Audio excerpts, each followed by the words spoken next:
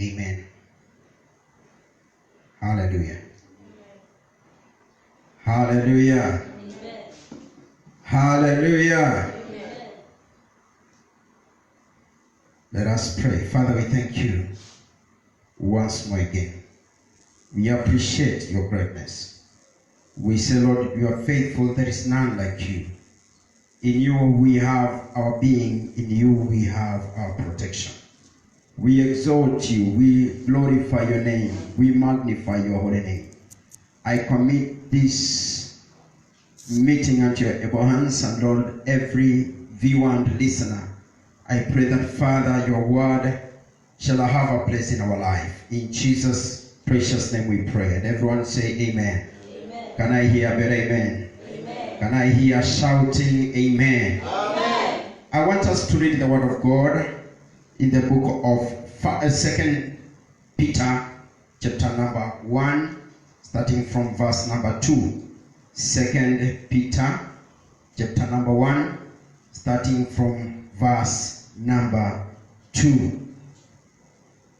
The grace and peace be multiplied unto you through the knowledge of God and of Jesus our Lord, according as his divine power has given unto us all things that pertain unto life and godliness, through the knowledge of him who has called us to glory and virtue, whereby are given unto us exceeding great and precious promises, that by this you might be partakers of the divine nature, having escaped the corruption that is in the world through lust. Verse number 5.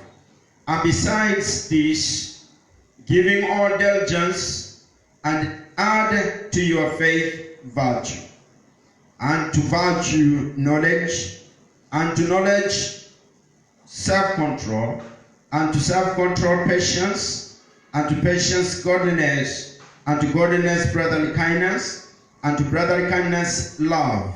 For if these things be in you, and abound, they make you that you shall neither be barren or unfruitful in the knowledge of our Lord Jesus Christ. But he also lacks, this is blind, cannot see far off, and has forgotten that he was purged out of the old sin. Wherefore, rather, brethren, give diligence to make your calling and your election sure. For if we do these things, you shall never fall. For so an entrance shall be made unto you abundantly unto the everlasting kingdom of our Lord and Savior Jesus Christ. Somebody say amen. Amen. I'm speaking today on the subject of character formation. And character is an important asset in the life of a believer, or in the life of any person who wants to go far and who wants to have a following in this face of the earth. And as children of God, God has called us into this ministry and has called us into this life so that we may be the image, the express image of our God. Somebody say amen. Amen.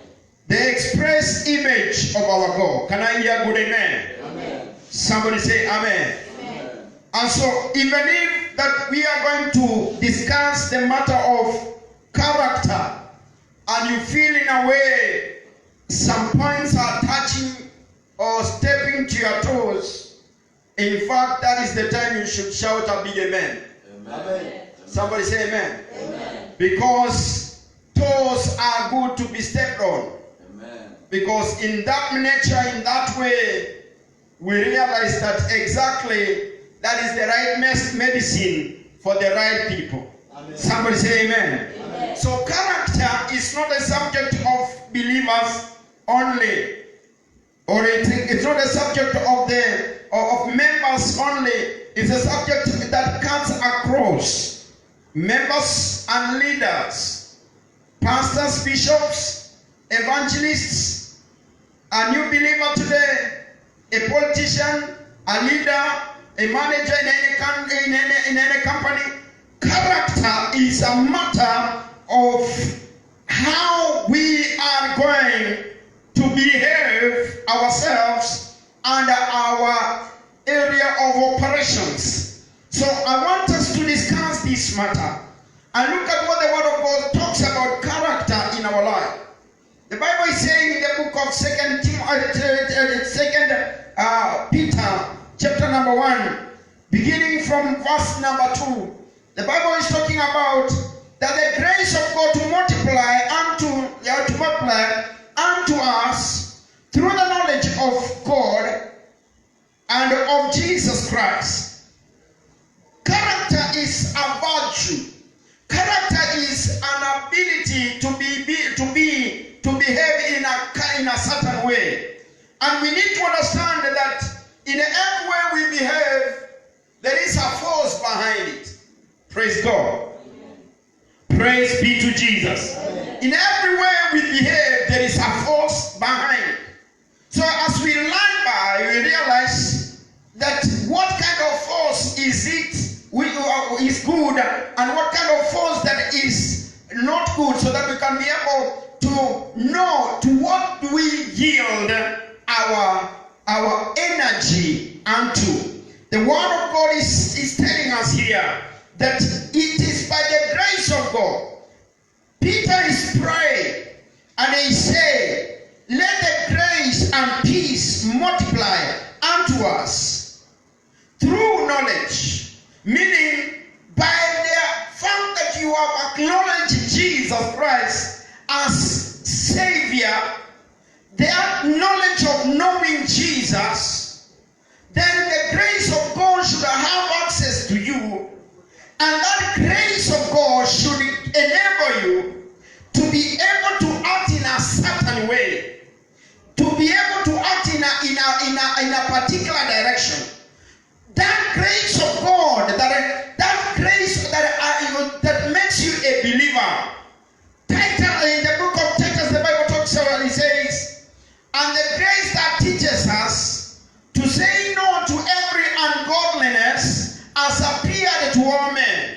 Somebody say amen. Amen. Somebody say amen. Amen. That means that grace that makes us to say no to every ungodliness. Amen. That is the grace that Peter is talking about. And he says, let that grace abound.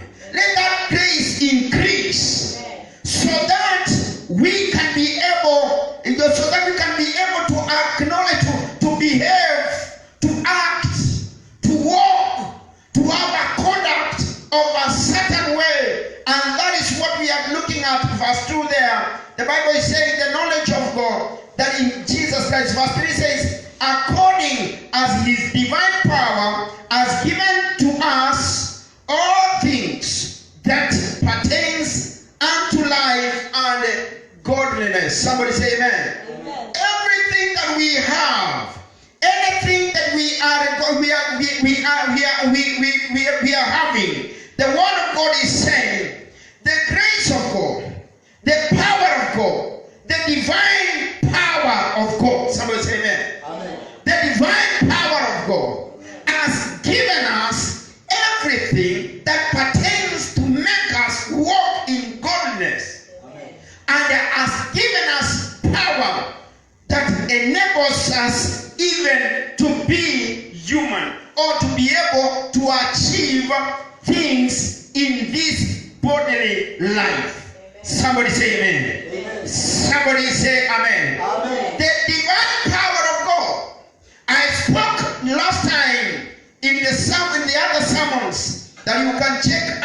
early in our series, either in this forum or in our YouTube channel, you can be able to see the subject that we were talking about, our God, the unchallengeable God, our God who is unchallenged. Amen. And we looked at the subject of the power of God, that the people who are beaten by the serpents, by the point that they looked unto the serpent of Moses, the poison that was in their system was not able to kill them.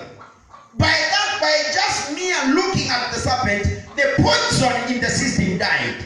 And this is where we are looking at this subject and saying, children of God, things of God, we cannot be able to explain them by mere words or by in the logics of men. Somebody say amen. Because the way God works, he works mysterious ways. That's why we call them miracles. Miracles, not things that you can take to industrial area and be able to mix chemicals here and there and come up with a solution. That's not a miracle. Somebody say amen. That is chemically viable, chemically understood. That is chemically explainable. A miracle is whereby people who have died previously, hey, somebody say amen. People who have died previously by the poison of the serpents, but by the introduction of the serpent of Moses, introduction of the serpent by the command of God, that man, that is Moses, a man who has heard the voice of God, goes down and begins to do some blacksmith thing and do some juakali thing and come up with a serpent of bronze. People were looking at Moses doing things and asking Moses, what exactly are you doing? People are dying and they are here molding a serpent. Are you crazy? But Moses was telling them, give me time. I am working on your solution. Somebody say amen. Amen. Somebody say amen. And it is God who is bringing a solution, but he's using a human being called Moses so that Moses can come up with something that people can be able to relate to be able to see, so that they can be able to access help of God. Amen. Somebody say amen. Now when Moses finished, put the serpent on the pole, he told them, listen to me, you guys, you rebellious generation. If you want to die, go on dying. But if you want to live, here is your hope. Now, anytime you are beaten by the serpent that has killed your grandmother, the serpent that has killed your neighbor, the serpent that has killed your friend, and you realize the same poison is on your body right now, that means if you delay, you will follow them. There is this hope. Now lift your eyes and look at the serpent on the pole, and the poison will go away. Amen. And this is the point, children of God. What was the connection? What was the connection between the poison in the blood and the metallic image? But it was a command of God. Somebody say amen. Amen. In John 2, the Bible says, Mary told those people, whatsoever he says, just do it. Whatever he says, do it. Whatever he says, do it. Amen. Somebody say amen. Amen. Somebody say amen. Amen. Hallelujah. Amen. And so the word of God is telling us this. Now as we are coming to this divine, this is where we are talking about divine nature. Somebody say amen. This is where we are talking about the divine nature. That's the divine nature. Somebody say amen. Amen. We talked about a man who died and was thrown into the grave of Elisha. And the guy who the newly dead, was expelled from the grave by the old dead. And he came back to life. Somebody say amen. Amen. Power of God. Power of God. Amen. Power of God. Amen. So we are talking about character formation. Power of God that is able to form in us. Amen. It is not by us. It is by the power of God that forms it in his divine power. Somebody say amen. Verse number 4 says, whereby we give unto you, okay, we are given unto us exceeding great precious promises. In this knowledge of God, in this divine power that has given us everything pertaining to godliness and life. Somebody say amen. Amen. We are given precious promises. Amen. Somebody say amen. Amen. We are given precious promises. Yes. Politicians can promise. People can, anybody can promise something. But you know, a truthful person and an untruthful person when they fulfill their promises. And a promise is something that exists even if you don't have it. Somebody say amen. Amen. Now we are very sure that our God is not like some politicians who just promise what they cannot do. Amen. Amen. But here we have this hope in God that we have exceedingly great and precious promises. Amen. Not great, exceedingly great.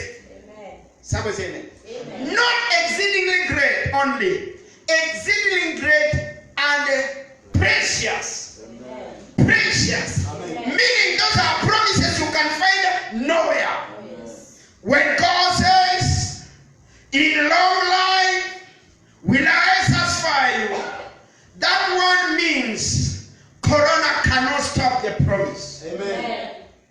Somebody say amen. Amen. Because the promise of God has already gone out, and his promise, it is beyond seasons, beyond infections, beyond events of the enemy, and any kind of things that we can go through. Amen. Somebody say amen. Amen. A testimony of one man of God. I'm talking of character, but I'm talking about the power of God also that forms the character in us. Somebody say amen. Amen. Somebody say amen. Amen. A man of God who was traveling from a mission to another mission, and as he was in a highway driving at a very high speed, and at one point it was drizzling, and so there was kind of fog on the highway that he could not be able to see very well. But as he was approaching a bridge, there was a vehicle that had lost control and crossed the bridge, left a very small space. So he just shouted, Jesus! And by shouting Jesus, the brakes that he had started to apply fast and failed because he was in a high speed. All of a sudden, those brakes worked. Amen. And he was able to stop before he hit the vehicle that had stalled on a bridge. Amen. But that wasn't all. Right behind him, there was a trailer coming. Now he realized he's totally on a setup, because the one ahead is a heavy vehicle. The one coming is a heavy one also. He's at the center. There is fog, so there is nothing he can do. It was going to be, it could be crushed in between the Titans. But he shouted again the same name, Jesus. In Jesus' name. Praise God. Amen. The trailer behind passed by his side and went to the other side of the river, passed through the bridge, did not touch the rolling, did not touch the preacher and did not fall into the ditch. Now the driver of that trailer stopped and he came to see what had happened. Because even him realized the space is not enough. But maybe, like just in driving, you just find, maybe he thought, let me just squeeze myself, and maybe by adventure I'll push them to the other side, and maybe make anybody survive if possible. But it did not touch anyone. Now when that driver came, they measured the distance where he had passed. They realized there is no way that trailer could have fitted that space. But inside the vehicle of the preacher, there was the preaching going on. Now the trailer man asked him, "Are you a believer?" I said, "I'm a preacher." No wonder. God created an extension of the bridge. God created an extension of the bridge that nobody died. It was a trap laid by the devil. But the divine power of God caused a miracle to happen. You might not believe it, but the people who ate the food that Jesus provided believed. Amen. Because it was 5 loaves, 2 fish, 5,000 men. And they sat down comfortably and they ate. Nobody wondering where is this food coming from. Praise be to Jesus. Amen. Power of God cannot be seen, but it can do it. It can do it. It can do it. Somebody say amen. Whatever problem you're going through, whatever issue that you are suffering from, whatever matter, whatever case, I declare in the name of Jesus, may the hand of God be upon your life. Somebody say hallelujah. Somebody say hallelujah. Somebody say hallelujah. That is the divine power that has given us these exceeding great, precious promises. So God is able to fulfill all promises. The Bible says in the book of Corinthians, in Christ Jesus, all promises of God are yes and amen. Somebody say amen. Amen. All his promises are they are yes. They are just yes. In Jesus, they are yes. Why? When we are in Jesus, God does not see you. God sees the blood of Jesus. God sees the blood of his son. In Jesus, all things are yes. Somebody say amen. Amen. Hallelujah. Amen. Character formation. And that's in verse 4. In verse 4 says, whereby giving unto all exceeding great and precious promises, that by this you might be partakers of the divine nature, having escaped the corruption that is in the world through lust. Number 5 says, besides this, give diligence, add to your faith virtue. Somebody say that. Amen. Allow God to do it, believing that God can heal, believing that God can promote, believing that God can protect. That is faith. Amen. Somebody say amen. Amen. That is faith. That is having faith in God. Now we are told in that faith in God, we need to do an addition. Somebody say amen. Amen. Hallelujah. Amen. Somebody say hallelujah. Hallelujah. Additional things, it is what we call growth. Amen. Additions, it is what is called the work of the salvation we have.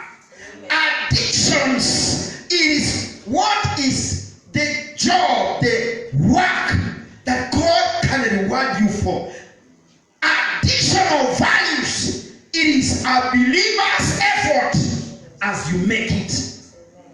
God do it for you. Somebody say amen. Somebody say amen. Amen. The Bible says, add to your faith virtue. Add to your faith goodness. Goodness. Goodness. So Somebody say amen. Amen. Somebody say amen. Amen. Hallelujah. Amen. Right here with us, can you tell your neighbor, just be good. Right at the home, tell whoever next to you, I am going to be good. Somebody say amen. Add to your faith goodness. Goodness. Be a good person. Good. Don't be a demonic person. Be a good person. Be a good person. When you just walk, even your blood, let your blood tell you, my man, lady, you are good. Amen. Not good looking. No. You are good. Somebody say amen. Amen. Somebody say amen. Amen. Somebody say amen. Amen. When you deal with people, when you mingle with people, when you interact with people, after the interaction, after meetings, after fellowships, after talk and chat, after all those things, just feel yourself. Did I contaminate myself in anything? Did I behave goodly? Am I good? Somebody say amen. Amen. If you feel there is somewhere, hallelujah. Somebody say amen. Amen. Somebody say amen. Amen. At that point, realize this is my station of operation. I need to be checking in this area so that I can become good. Amen. Somebody say amen. Amen. Hallelujah. Amen. And a good person is not a person that calls himself or herself good. It's a person that people can also feel the goodness. Amen. Somebody say amen. Amen. Hallelujah. Amen. Hallelujah. Amen. Hallelujah. Amen. Yes. Let people that are around us feel it. Feel it. Let them feel the goodness.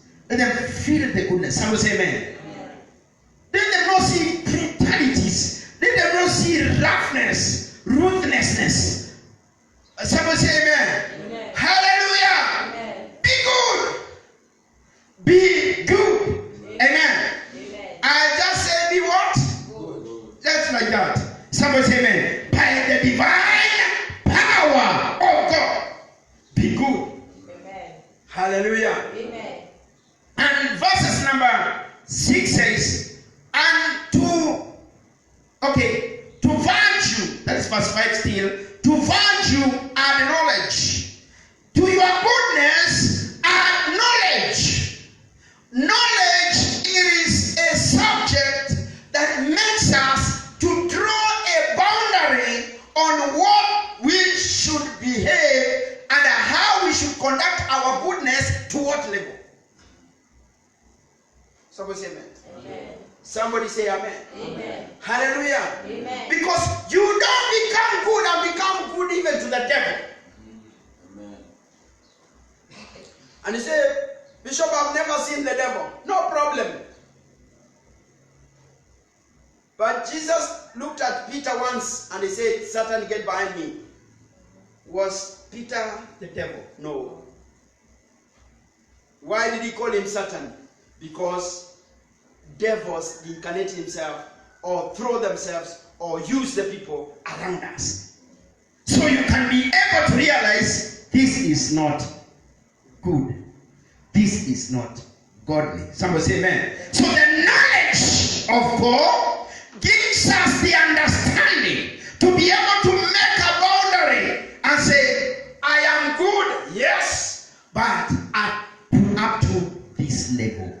Up to this here, Amen. up to this point, there are boundaries. It is not beyond here and go beyond the other to the other side.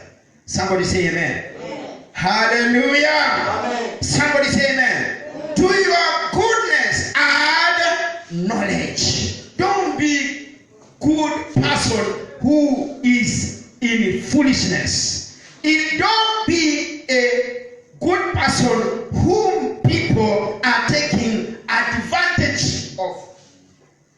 People should not take advantage of your goodness. When you allow people to take advantage of your goodness, then you have not added knowledge to your goodness, you have added foolishness to your goodness. And God still doesn't like foolishness.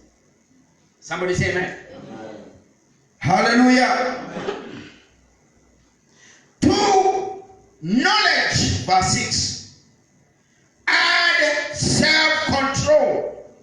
Somebody say amen. Amen. Hallelujah. We are talking about characters, things that we need in our character formations. Amen. We need self-control. Hallelujah. Amen. Self-control by the grace of God. Self-control that makes you don't go beyond the boundaries that the Word of God warns about. Self-control that makes you not go to what you feel and you know is not correct. Somebody say amen. Amen. That is how we get ourselves into the trap of the devil by lacking a quality in our character called self-control. We control our feelings. We control our conducts. We control our associations. We control our talk. We control our behavior. We control many things in our life. We control our spending. Somebody say amen. Amen. Even we control our thirsts, our choices, our tests. You control. You control.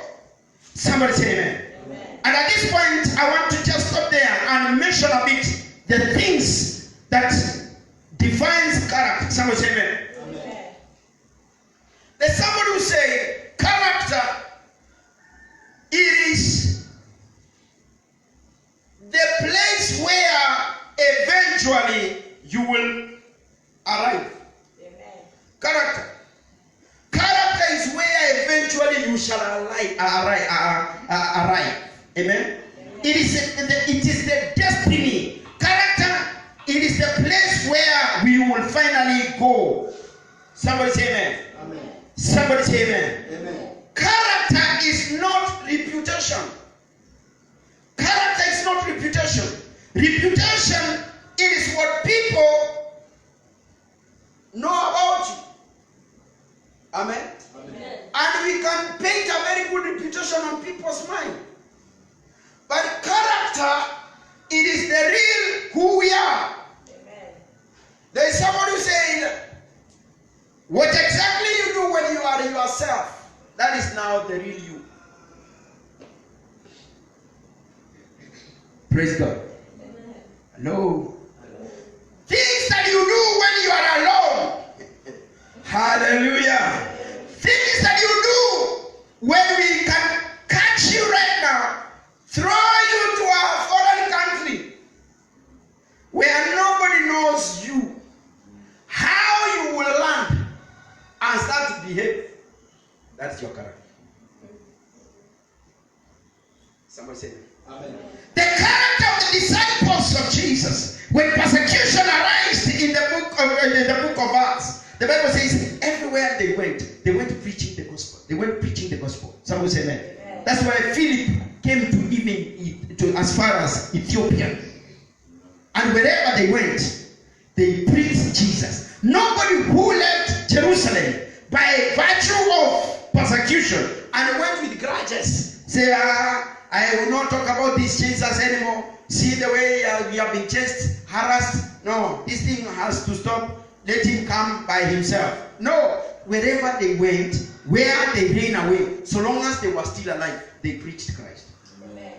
Somebody say amen. Amen. Somebody say amen. Amen. Somebody say amen. Amen. That's why a man like the one we normally talk about, Thomas.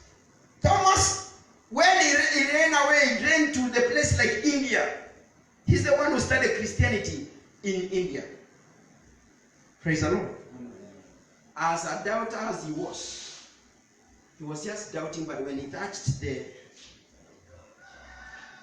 Amen? Amen. Somebody say amen. Amen. He wanted confirmation. He has resurrected. No problem. When he touched, no, not even didn't touch, when he saw the nails, the marks of Jesus, he believed. Amen. He believed. Somebody say amen. Amen. Somebody say amen. Amen. Character is what you are when you are yourself. Reputation is what people know about you. And sometimes we are so busy covering our issues like Adam. You know, that's our nature. Praise the Lord. Amen. Adam, when he sinned, he became a forest man, busy making clothes from leaves and covering the wife, covering himself. By the time he covered the wife and covered himself, the wife is already naked and he goes for another leaf. Cover the wife. By the time he finishes, he's already, the leaf has dried on him. He looks for another one. That's a business and a terrible one. Until God came. Somebody say amen. Amen. Slaughtered an animal. Made a skin cloth. The first leather garment from the hand of Master Taylor, Jesus Christ himself. Somebody say amen. And he fitted the nakedness of Adam. And the Bible tells us that was the end of the issue of nakedness, because we never heard whether the leather skin of our worn out, or he became a big size and so you had to look for another one. It was fitting. Somebody say amen. Amen. If you eat much of the fruits and the size increases, the leather skin goes with the body. It's doing the power of God. Somebody say amen. Amen. Somebody say hallelujah. Hallelujah. Somebody say hallelujah. Listen to me, child of God.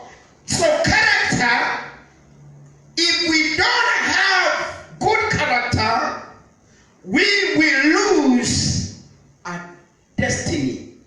We will lose our destiny. Somebody say amen. Amen. Because character is what that can make us have our destiny. Man called Saul was given the power, was given the kingdom, was given everything, but he lost the character and he lost the kingdom.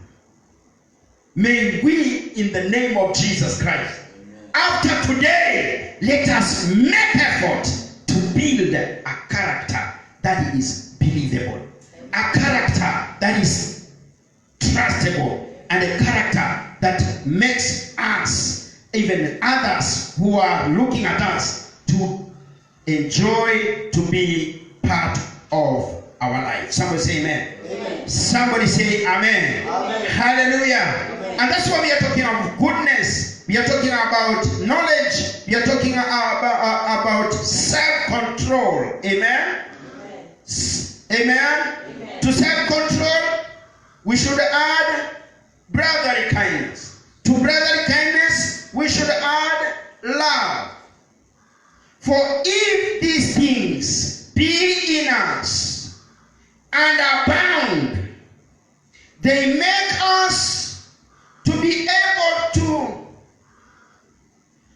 it makes us not to be barren or to be unfruitfulness. Amen. Amen. When we have this kind of attributes, this kind of qualities in us, it makes us not to become barren. It makes us not to be barren.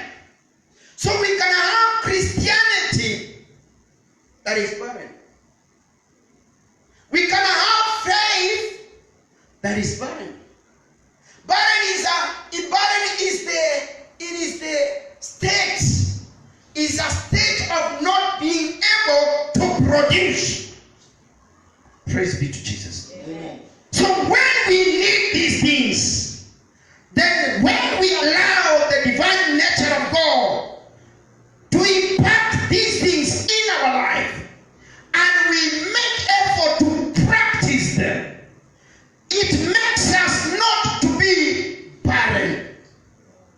Then it makes us not to be unfruitfulness. In other words, what Peter is praying to bring out is that these are the qualities that makes our Christianity fruitful.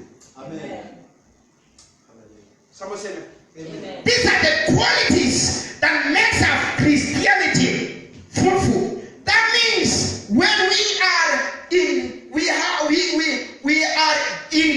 kindness, when we have in knowledge, when we act in self-control, when we act in brotherly kindness, when we act in patience. Let me speak about patience shortly. Someone say amen. Patience, it is one of the qualities that is required to every believer, because God's promises, they don't happen as quick as we wanted.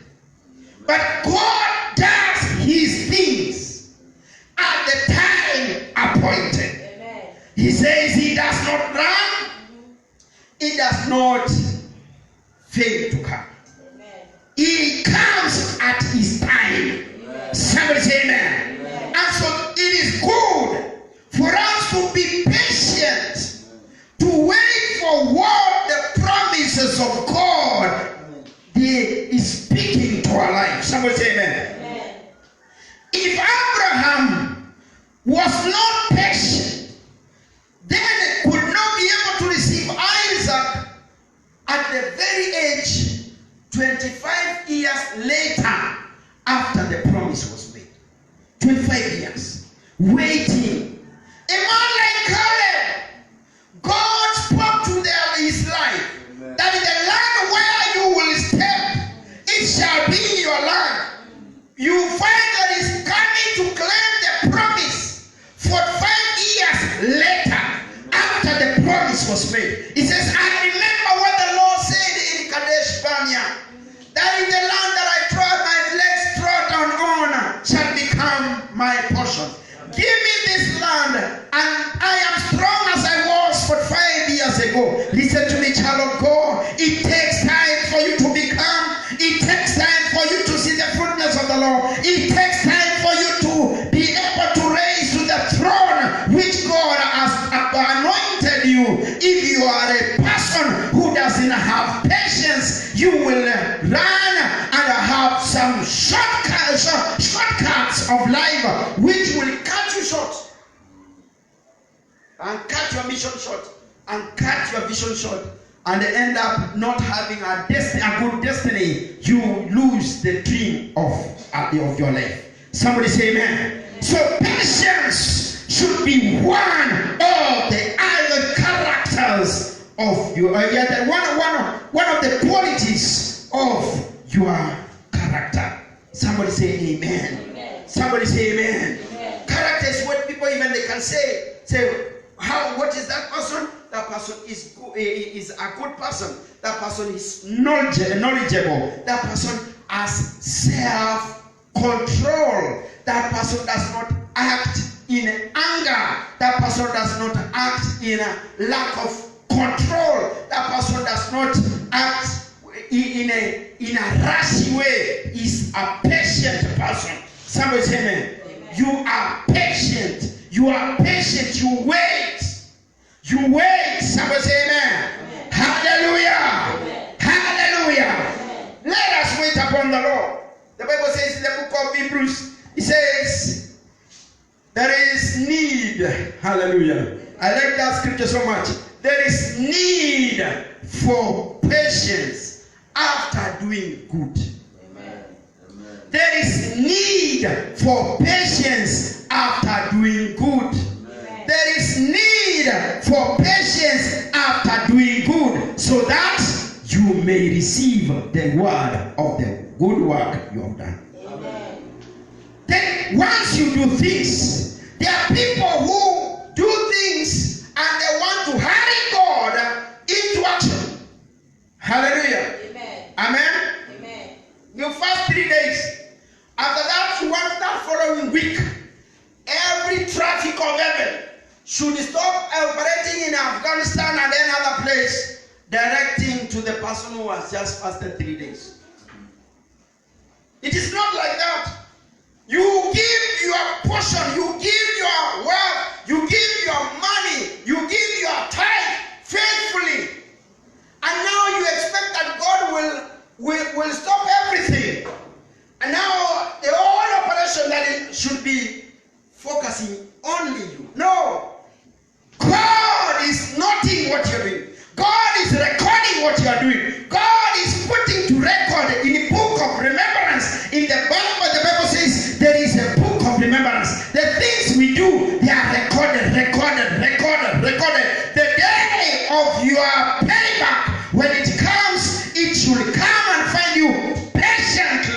waiting for your word. This is what happened, a man called Hezekiah. He did good things. He went on doing good things. He continued to do good things. One day it was announced by prophet Isaiah, prepare your house for you are going to die. Hezekiah turned to the wall and he reminded God the things he did.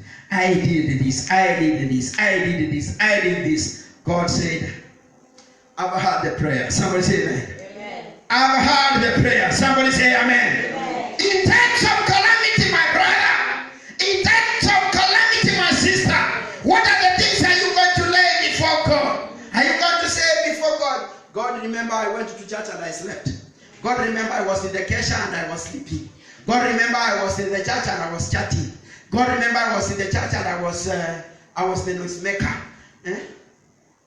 He says, no wonder I am taking you out of the system. Because I'm not saying why you coming out. My God, I pray in the name of Jesus. Yes. I'm speaking this message to somebody that you can change and start something new from now. And your character in a few years to come, people will say, but what has changed in that person? Because nowadays, this person is not the person we used to know. Why? The divine nature is working in somebody's life, and you are becoming what God intended of you. Somebody say hallelujah. Amen. Shout a good amen. Amen. Shout an amen. Amen. Say amen. Amen. Hallelujah. Amen. And so, now the Bible is saying, if these things can be in us and abound means in plenty. Abound means they come out naturally. Somebody say amen. Amen. Hallelujah.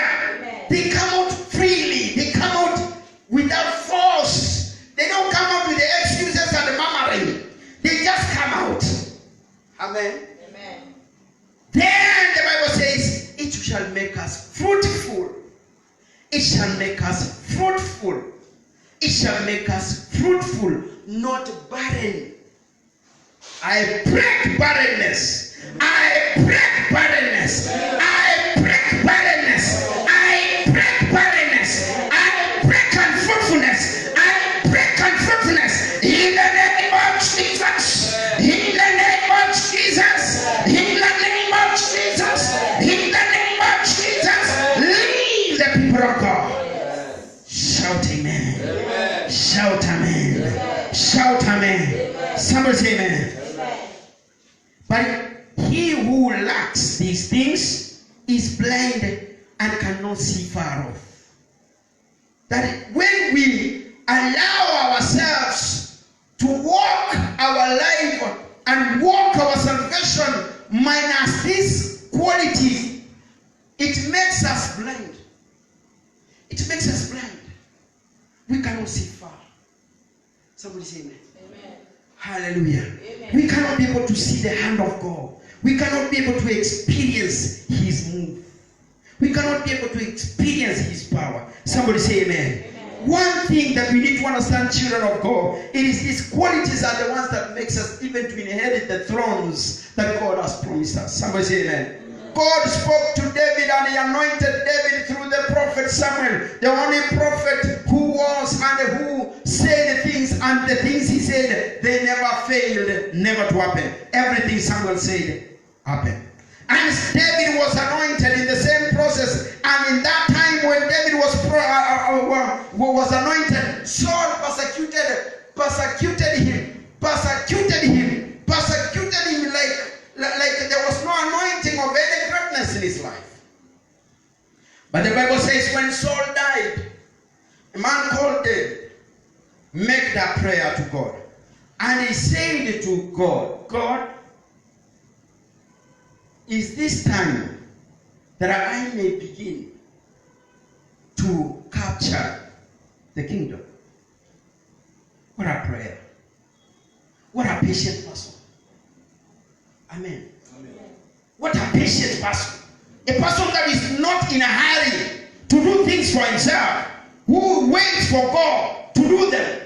Because the things God does are permanent. They cannot be challenged. Amen. Things that we do to ourselves, we sleep all the day, all night. not watching, because somebody who is more clever than you might access and take them.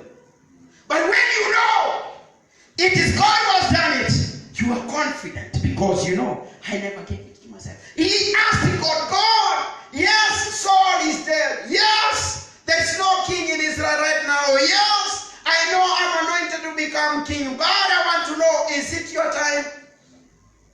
That is the patience God requires from us. Amen. Sometimes we are too in a hurry. Yes. Because you see somebody with a powerful vehicle, you feel you are the one who could be inside it.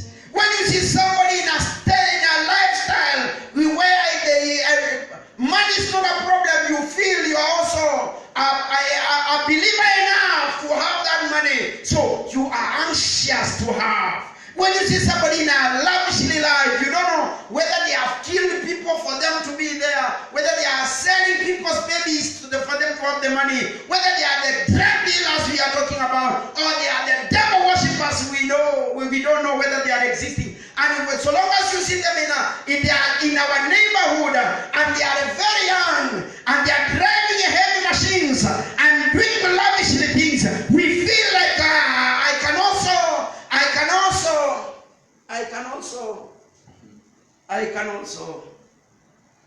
Yes, I can. Jesus is teaching us qualities like of men of David. Listen to me. What could have you done in the state where Saul is dead and you have been running up and down? I think you could have taken yourself to the very state house, into the very capital city of the land, that is Jerusalem, and declare yourself, now I'm the king. Don't you know? No, he wanted still, even if I can see, it is obviously, there is nobody, there is a vacuum, there is space, and even if when I know I am the anointed king who should come over, but Lord, is it time? Is it time? Is it time? Patience is what tells you to stop coveting things that are not yours. Amen. Patience, you just know what God is going to do it, and my God is going to do it. I don't know when or how, but yet I know I have a promise. Somebody say amen. Amen. Paul says, I know to whom I have entrusted, he will do it. Amen. Somebody say amen. Amen. Shout a good amen. Amen. Saints, if we don't have these qualities, we will become blind. We will become blind. We will become blindfolded. There are people that have been blindfolded by the devil, by the videos of the devil. Now everywhere we go, we see what the devil wants us to see. But that is not what God wants us to know and to do. Let us walk in the way that God has called us. Somebody say hallelujah. Hallelujah. Somebody say hallelujah. Hallelujah. Amen. Amen. That means if we don't have these things, we become blind. And we cannot be able to see far. We cannot be able to see far. Where is far? Far is where David says, I was challenged. I was puzzled. I was shaken. In fact, I became almost being hurt when I looked at the riches of the wicked. I said, what is this? This person who is very wicked, he's really making it in life. Really making it in life. Really making it in life.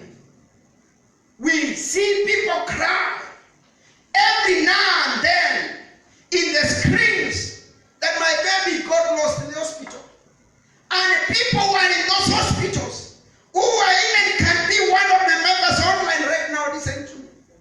You are so much into how you want to live, how you want to be successful, but you don't know, you are blind. You don't see far. You don't see far.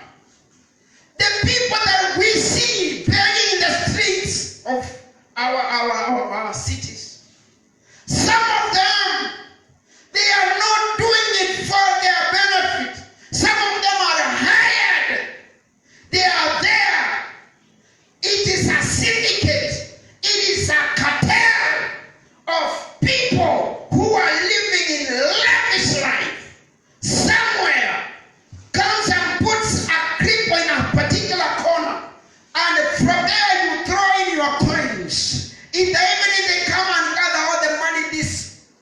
They call it their customer or their stall or their shop. When they gather from this shop, gather from the other shop, gather from the other shop. Those people in the streets, we find them there. They are known by even the city council. I'm speaking this online. It's good. Somebody say amen. Amen. We need to stop some behaviors, because I'm going to talk about how blind you are. How blind you are. I said the matters or the subject of character, it is not a subject we can be able to finish just with one day. So let me take these things. Praise the Lord. Amen. Praise the Lord. Amen. Praise the Lord. Amen. And I want to say this, child of God.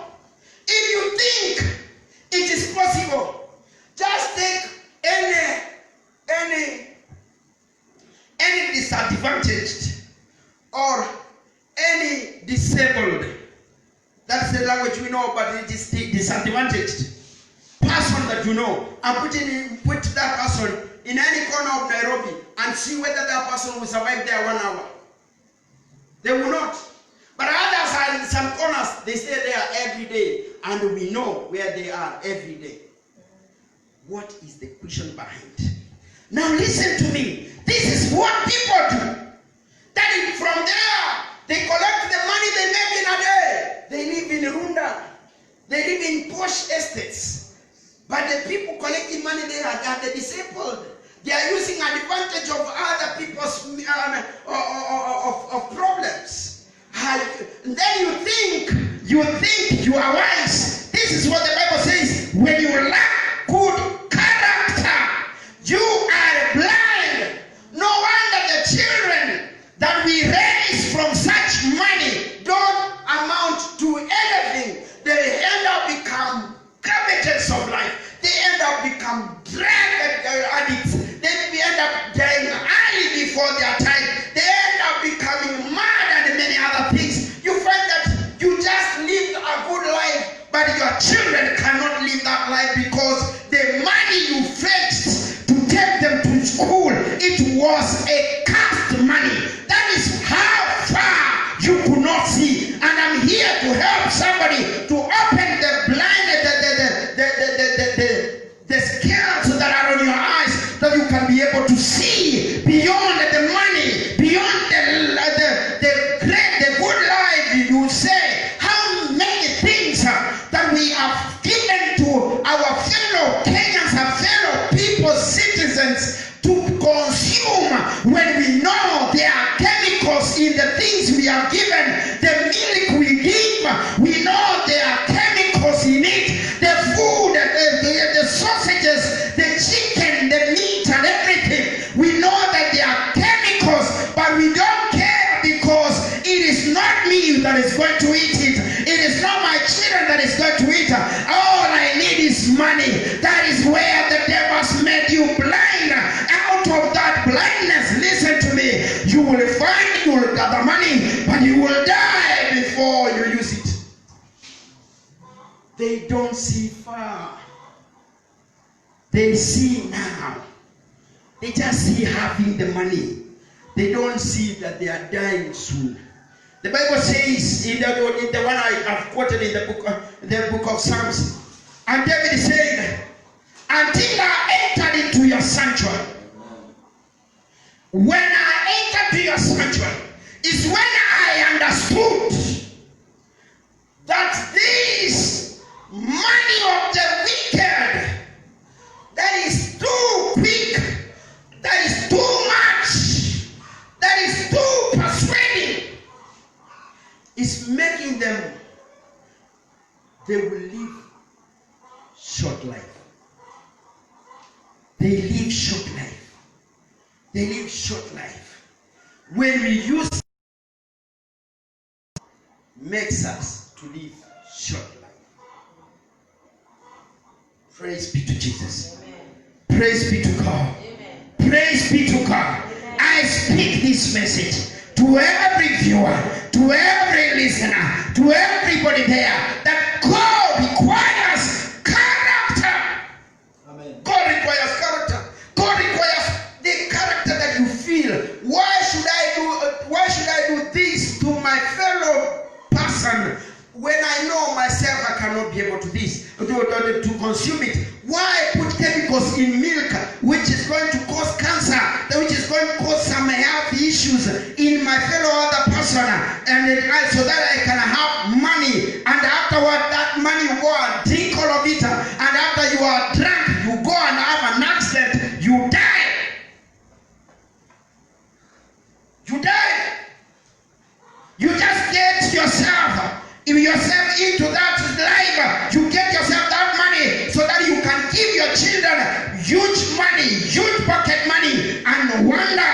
Then now we can see them. They can think not positive. Anyway, they are full of shasha in their mind, full of bank, full of marijuana, full of drug. They are addicted. They are useless because the money we are using, pumping out to their education, out to their life, it is not a right. It's not coming from the right source. Some others are killing people. Others are selling people's children. Others are harvesting kidneys from people. Others are selling blood donated by people to help people. You get yourself that you are doing wicked things. Character nowhere but character like of a devil. Hear me. Hear my voice, somebody who is wherever you are. When you are lacking these things, you become blind. You don't see far. And has forgotten that he was purged from the old sin. Verse number 10, it says, rather than all those are doing many things, rather engage yourself, my brother, in a personal development. Develop yourself. Develop yourself. Develop yourself to make yourself become child of God in the name of Jesus. I want to end this session at this point. Somebody say amen. Amen. Somebody say amen. Amen. Series 2 is coming forth. I want us to stand on our feet. I want to pray. Character determines our destiny. Character is where finally we shall arrive. Character is the asset of a believer. Character failure is destiny failure. Character is our nature. Character is the real we. Character is the inside. Character is what is inside that will find its way out one of the days. Character is not a reputation. Reputation is what people know about you. Character is exactly what you know about yourself. Character is like smoke. You cannot cover it. You can pretend for a long time, but one day the smoke will come out, and that will be the real character. So let us know. I will end with this statement to make one understand what makes a character. A thought, listen to me, a character begins from a thought, what you are thinking, a thought. A thought that you entertain in your mind. Right now, hear me everyone. A thought that you entertain in your mind becomes an action. Amen? Amen. A thought that you entertain, a thought that you dwell on for long becomes an action. How people become smoker of cigarettes? They started thinking, how comes that person can bring smoke out of their nose? I'm going to try it. After thinking for some time, they hid themselves somewhere and they tried it. When they tried it, the first day they tried it, they coughed. They stopped. They went and began to think again. How does them, wow, today, that them, they remove smoke and they don't cough. They inquired. They told you, you are just a baby. You are useless. You are, you don't know these things. You need to become strong. Yes, you do it until it gets used. Now when you begin to just smoke in public and nobody can be able to see you coughing. So they went and began to practice it. Practice until one day they appeared before their friends with a whole stick of cigarette and light it. And the friends expect that they are going to cough. They don't cough. And when they are doing that, they are doing it as a challenge. But later on, it became an addict, and it became a cancerous, it became a killer, and they are serious chain smokers who cannot be able to stop it. How did it begin? A thought. A thought you entertain brings an action. And the action that you repeatedly do makes a habit. An action that you repeatedly do makes a habit. A habit that you persist on makes your character. So when we want to form a new character, we must begin from our thought life. Don't entertain a thought which you are not ready to become that character. You get what I'm saying? Praise the Lord. Amen. Hallelujah. Amen. Hallelujah. Amen. Yes. How did the people become liars? Maybe when they were young, they did a mistake. And so they decided to form a lie for the day to survive. Say, I am not the one who did it. They made all that. They survived. When they survived, they realized that, so this thing can be saving me. So every time they did wrong things, they formulated lies. After some time, they developed an habit of lying. Finally, they are what? Liars. And there is nobody on earth who likes to be called a liar. Nobody. Nobody. Let somebody tell you a lie, will tell you are a liar. Say, no, I'm not a liar. No, listen to me. A liar is a person who speaks lies. In fact, when you speak lies, you are a liar. Thoughtfulness.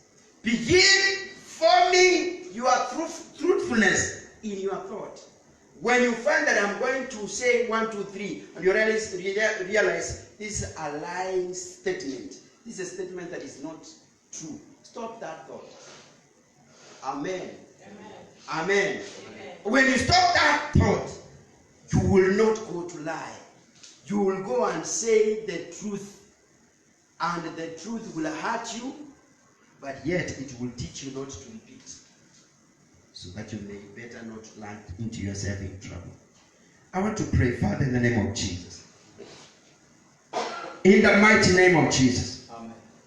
I have spoken your word.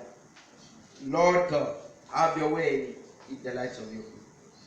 I speak life to the word that we have heard today. In the mighty name of Jesus. Touch your people, Lord. Touch them at home. Touch them wherever they are. Help us, Father, by the grace, by your grace, and by your divine power. Lord, help us, King of all glory, that we may develop a character. We may develop a good, a godly character.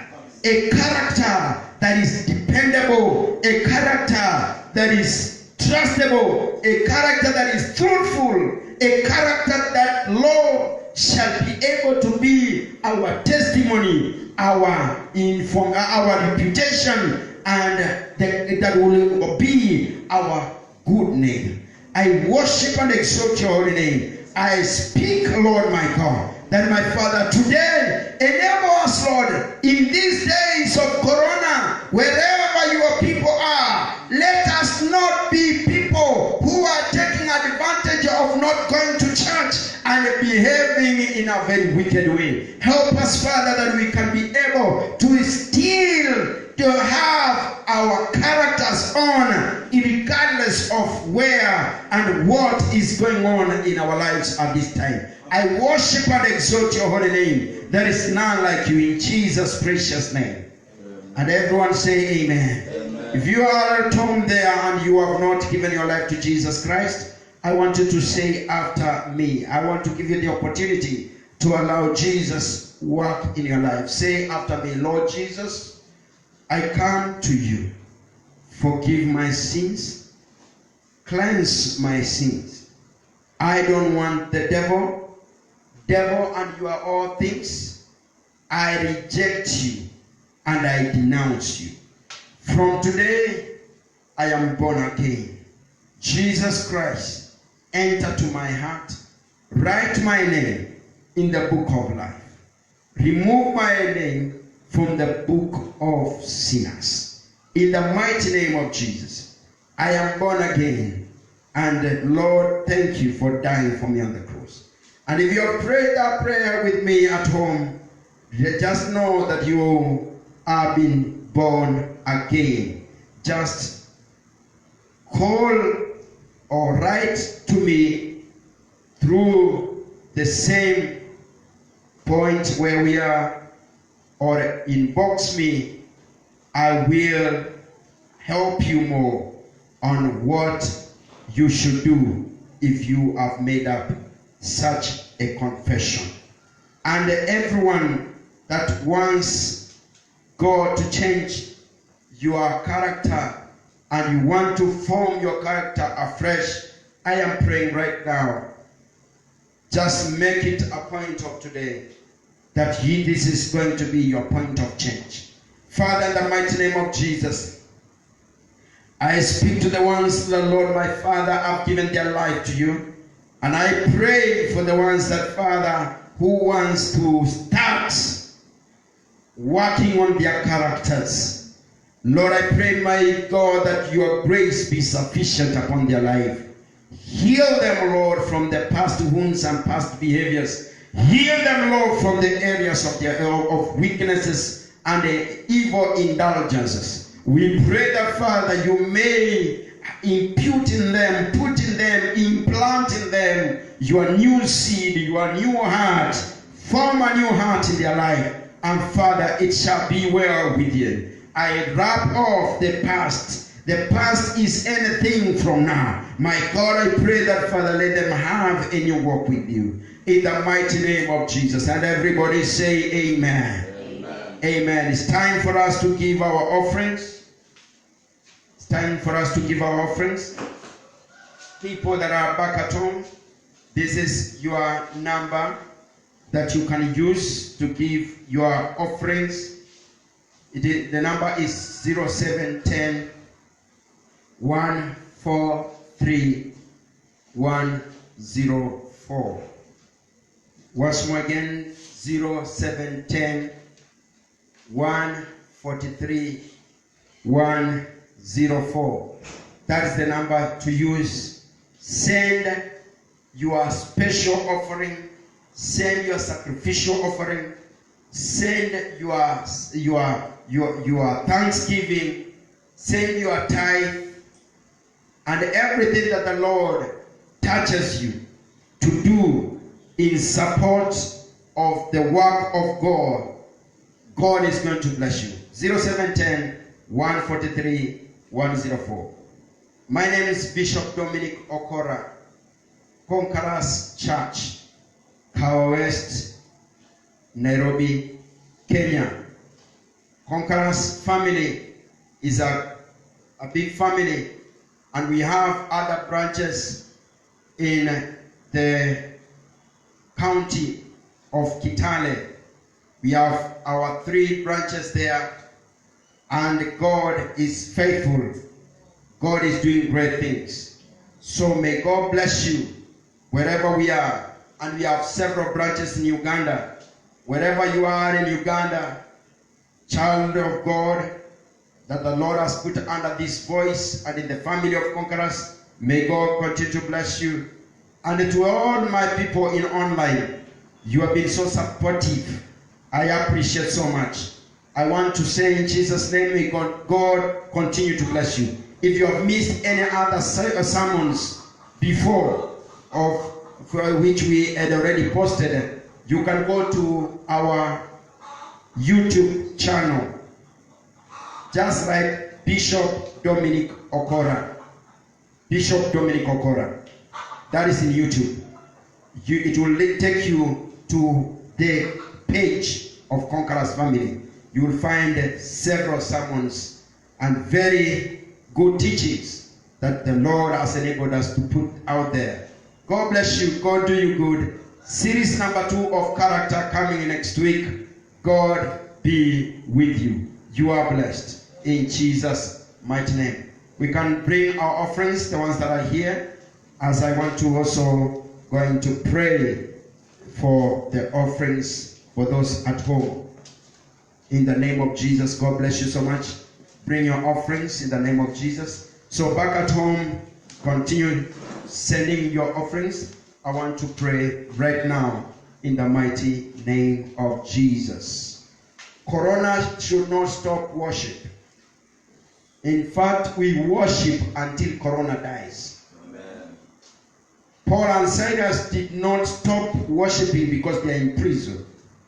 Instead, they praised God, regardless of the chains and the beating, until the chains dropped and the prison doors opened.